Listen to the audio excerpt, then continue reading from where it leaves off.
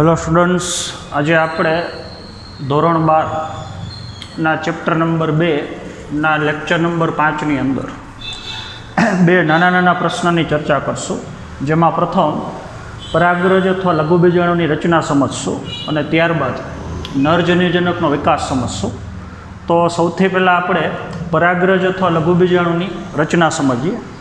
તો આપણને ખ્યાલ છે કે કોઈપણ જાતિની વનસ્પતિમાં પરાગાશય પરિપક્વ બન્યા પછી, પરાગાશયનું સ્ફોટન થયા પછી, જો તે પરાગાશયની બાહ્ય સપાટી ઉપર આંગળીથી સ્પર્શ કરવામાં આવે તો આંગળી ઉપર પીળાશ પડતા રંગના રચકણ જેવી રચના દેખાય છે, અને જે રચનાને આપણે પરાગરજ અથવા લઘુબીજાણુ તરીકે ઓળખીએ છીએ. તો જુદી જુદી જાતિની વનસ્પતિમાં પરાગરજનો આકાર અને કદ જે અલગ અલગ હોય છે. તો પરાગરજના મુખ્યત્વે 4 પ્રકારના આકાર હોઈ શકે. પરાગરજ ગોળે હોઈ શકે, પરાગરજ લંબગોળે હોઈ શકે, પરાગરજ છે અંડાકારે હોઈ શકે, અને પરાગરજ છે સળી જેવી લાંબી એટલે કે દંડાકારે હોઈ શકે. પણ મોટાભાગની વનસ્પતિમાં પરાગરજનો આકાર જે આપણને ગોળાકાર જોવા મળે છે. એવી જ રીતથી પરાગરજનું કદ પણ અલગ અલગ હોઈ શકે. અમુક જાતિની વનસ્પતિમાં પરાગરજનું કદ જે નાનું હોઈ શકે, અમુક જાતિની વનસ્પતિમાં પરાગરજનું કદ જે મોટું હોઈ શકે. તો પરાગરજનું એવરેજ કદ જે 25થી 50 માઇક્રોનની વચ્ચે હોઈ શકે, માઇક્રોમીટરની વચ્ચે હોઈ શકે. જો એકદમ નાની પરાગરજ હોય તો જેનું કદ 25 માઇક્રોમીટરની આજુબાજુ હોઈ શકે, અને જો પરાગરજ કદમાં મોટી હોય તો એનું કદ 50 માઇક્રોમીટરની આજુબાજુ હોઈ શકે. એવી જ રીતથી પરાગરજની બાહ્ય સપાટીમાં પણ ગુણધર્મ જે 2 પ્રકારના છે. તો કે મોટાભાગની વનસ્પતિમાં પરાગરજની બાહ્ય સપાટી જે આપણને લીસી જોવા મળે છે, પણ જાસૂદ જેવી વનસ્પતિની જો વાત કરવામાં આવે તો તે પરાગરજની બાહ્ય સપાટી આપણને કંટકી અથવા ખરબચડી પણ જોવા મળે છે. તો એના બાહ્ય સપાટીમાં પણ ગુણધર્મો જે 2 પ્રકારના છે. પછી અલગ અલગ જાતિની વનસ્પતિમાં પરાગરજનો રંગ પણ છે જે અલગ અલગ પ્રકારનો હોઈ શકે. એટલે કે પરાગરજ પાણી જેવા સફેદ રંગની હોઈ શકે, ઘણી વખત પરાગરજ છે આછા પીળા રંગની હોઈ શકે. એવી જ રીતથી જુદી જુદી જાતિની વનસ્પતિમાં પરાગરજની સંરચના અથવા રચના પણ જે થોડી ઘણી અલગ અલગ હોઈ શકે. તો આપણને ખ્યાલ છે મોટાભાગની જાતિમાં પરાગરજનો આકાર છે ગોળાકાર છે, અને રંગસૂત્રની દૃષ્ટિએ પરાગરજ એન અથવા એકકીય છે અથવા એપ્લોઇડ છે. તો પરાગરજ શા માટે એકકીય છે એનું કારણ હવે આપણે જાણીએ છીએ. તો કે જ્યારે પરાગરજનું નિર્માણ થતું હોય, લઘુબીજાણુ જનનની ક્રિયા થતી હોય, તો પરાગરજનું સર્જન થવા માટેનો કોષ વિભાજનનો પ્રકાર છે અર્ધીકરણ છે. એટલે કે લઘુબીજાણુ માતૃકોષ રંગસૂત્રની દૃષ્ટિએ 2n છે, પણ જે કોષનું અર્ધીકરણ થઈને બનેલી પરાગરજ જે રંગસૂત્રની દૃષ્ટિએ n પ્રકારની છે. બીજી અગત્યની વાત, પરાગરજ રંગસૂત્રની દૃષ્ટિએ એકકીય તો છે જ, પણ જ્યાં સુધી પરાગરજ પરિપક્વ ન હોય ત્યાં સુધી પરાગરજની અંદર કોષ કેન્દ્રની સંખ્યા પણ 1 છે. તો બંને ભેગું મળીને તમે કહી શકો કે પરાગરજ એક કોષ કેન્દ્રીય અને એકકીય છે. તો આ પરાગરજની રચનાનો આપણે ઊંડાણપૂર્વકનો અભ્યાસ કરીએ. તો સૌથી પહેલાં આપણે એની બાહ્ય આવરણની રચના સમજશું. તો આકૃતિ પ્રમાણે તમે જોઈ શકો છો કે પરાગરજની ફરતી બાજુ 2 દિવાલ અથવા 2 આવરણ હાજર છે. એમાં બહારની બાજુનું જાડું આવરણ જેને આપણે બાહ્ય આવરણ કહીએ છીએ, અને અંદરની બાજુનું પાતળું આવરણ જેને આપણે અંત આવરણ કહીએ છીએ. તો બહારની બાજુનું જાડું આવરણ જેને આપણે બાહ્ય આવરણથી ઓળખીએ છીએ. તો જે આવરણ સતત ન હોતા અસતત છે, એટલે કે અમુક જગ્યાએ બાહ્ય આવરણ જે ગેરહાજર છે, અને જે જગ્યાએ બાહ્ય આવરણ ગેરહાજર છે ત્યાં ઉપસેલા છિદ્ર બને છે, અને જે છિદ્રને આપણે જનન છિદ્ર કહી શકીએ. તો જનન છિદ્રની રચના જે બાહ્ય આવરણ દ્વારા થાય છે. ત્યારબાદ આપણે બાહ્ય આવરણનું રાસાયણિક બંધારણ સમજીએ. તો બાહ્ય આવરણ જાડું તો છે જ, પણ સ્પોરોપોલિનિન નામના કાર્બનિક દ્રવ્યનું બનેલું છે. અને જે સ્પોરોપોલિનિન એ એક પ્રકારના કેરોટીનોઇડ્સનું પોલિમર છે. તો બાહ્ય આવરણ છે એ એકદમ પ્રતિરોધક છે અને કાર્બનિક દ્રવ્ય છે. તો જેના લીધે પરાગરજની સમગ્ર આંતરિક પરિસ્થિતિનું રક્ષણ થાય છે. તો બાહ્ય આવરણનું મુખ્ય કાર્ય અંદરની સમગ્ર આંતરિક પરિસ્થિતિનું પર્યાવરણના પરિબળની સામે રક્ષણ કરવું, જે કાર્ય બાહ્ય આવરણનું છે. તો બાહ્ય આવરણના લીધે પરાગરજ જમીનની અંદર લાંબા સમય સુધી અશ્મિ સ્વરૂપે સચવાઈ રહે છે. એટલે કે પર્યાવરણના પરિબળોની હાનિકારક અસર પરાગરજ ઉપર થઈ શકતી નથી, એના માટેનું કારણ બાહ્ય આવરણ છે. તો બાહ્ય આવરણ આપણે જાણીએ છીએ એમ સ્પોરોપોલિનિનનું બનેલું છે, અને સ્પોરોપોલિનિન એકદમ પ્રતિરોધક દ્રવ્ય છે. તો એકદમ સાંદ્ર એસિડ હોય, એકદમ સાંદ્ર બેઝ હોય, તો એવી પરિસ્થિતિમાં પણ બાહ્ય આવરણનું વિઘટન થતું નથી. એકદમ ઊંચા તાપમાનની પણ બાહ્ય આવરણ ઉપર અસર થતી નથી. કોઈ પણ પ્રકારના મોટાભાગના ઉત્સેચકો જે બાહ્ય આવરણનું વિઘટન કરી શકતા નથી. તો આ ગુણધર્મના લીધે પરાગરજ છે અશ્મિઓ સ્વરૂપે જમીનની અંદર વર્ષો સુધી એમનેમ સચવાઈ રહે છે.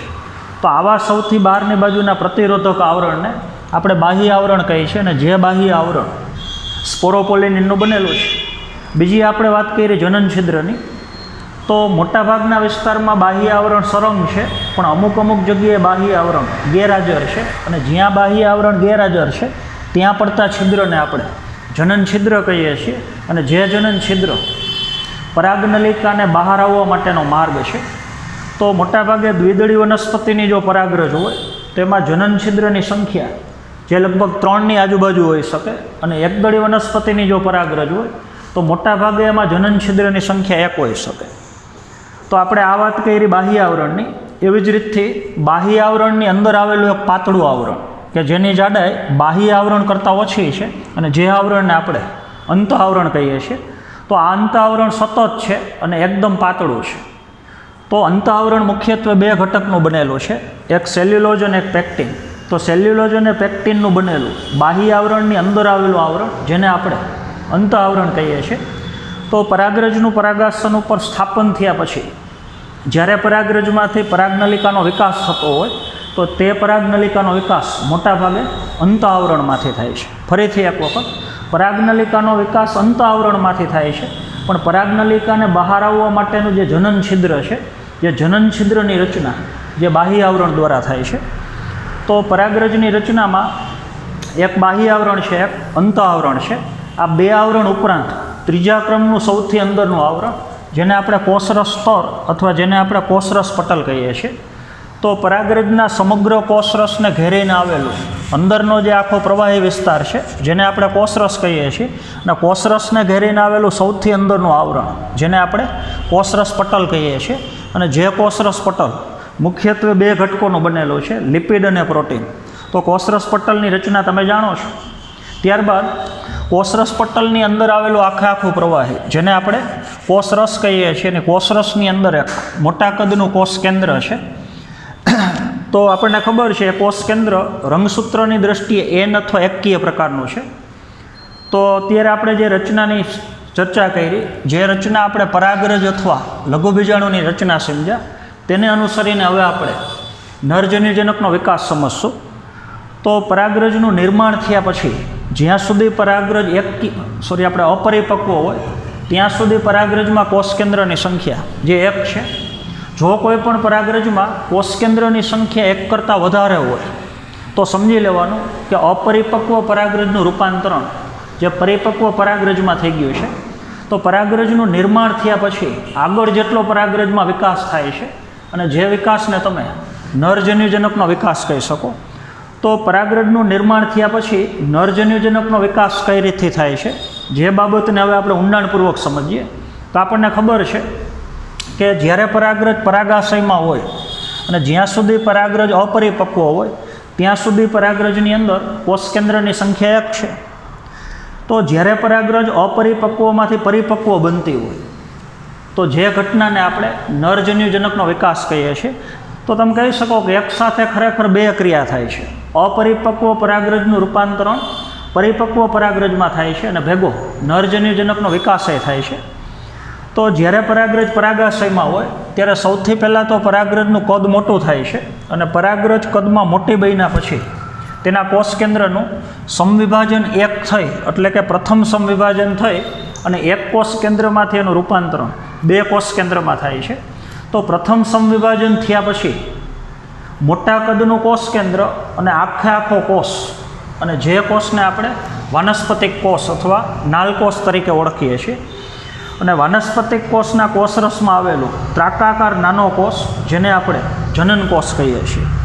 તો તમે જોઈ શકો છો કે જનન કોષ કે જે ખરેખર વાનસ્પતિક કોષના કોષરસની અંદર એક બાજુના ખૂણામાં તરતી અવસ્થામાં છે.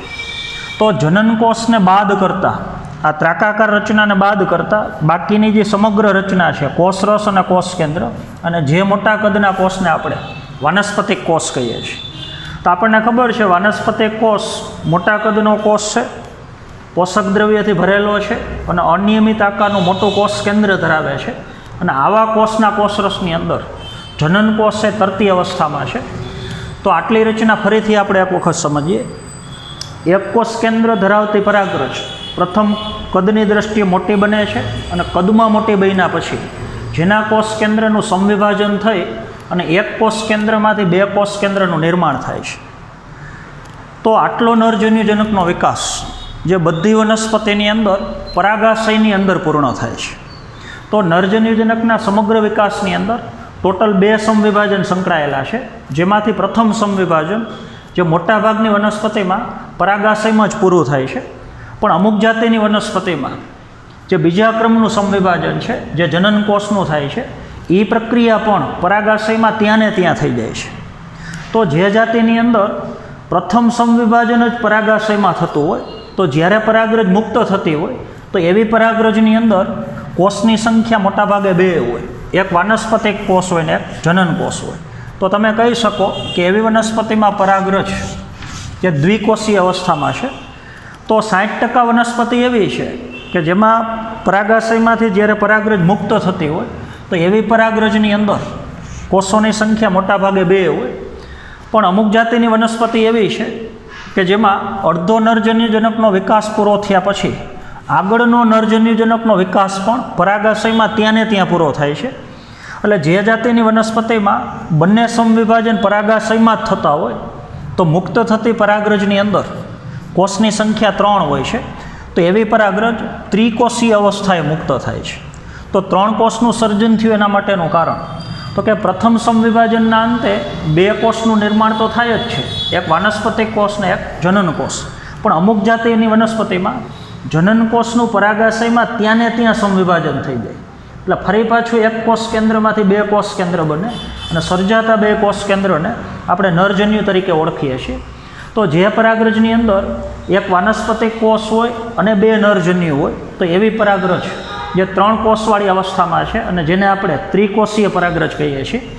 તો પરાગરજ જ્યારે મુક્ત થતી હોય ત્યારે શક્યતા 2 છે, તો કે 60% અથવા એના કરતાં વધારે જાતિની અંદર જ્યારે પરાગરજ પરાગાશયમાંથી મુક્ત થતી હોય તો મોટાભાગે કોષની સંખ્યા 2 હોય, એટલે કે પરાગરજ દ્વિકોષીય અવસ્થામાં હોય. પણ અમુક જાતિની વનસ્પતિમાં કોષોની સંખ્યા 3 પણ હોઈ શકે, એટલે કે પરાગરજ ત્રિકોષીય અવસ્થામાં પણ હોઈ શકે. Thank you.